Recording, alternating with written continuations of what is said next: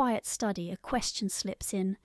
Is the West's stance toward China, its containment and strategic competition, rooted in something older and darker than current policy alone? Something shaped by a long shadow of racism dating back to the 18th century. The tale begins with Carl Linnaeus.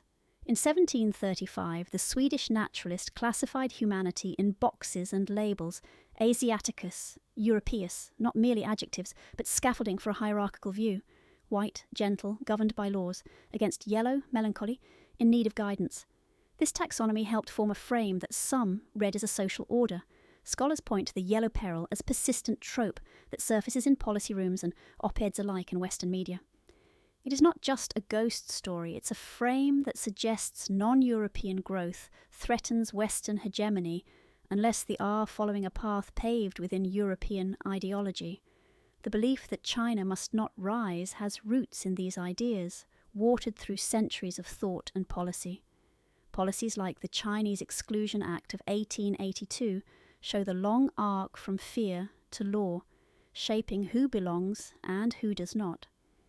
The yellow peril echo looms in today's debates about AI, trade, and strategic competition, reframing people of Chinese descent as potential threats, regardless of citizenship or politics. Domestically, racialized views influence opinions and policy. The controversial China initiative raised concerns about racial profiling, reminding us that security concerns can blur with ethnicity. The model minority myth, while seemingly positive, can reinforce a white-centric hierarchy, keeping Asians as perpetual outsiders during crises.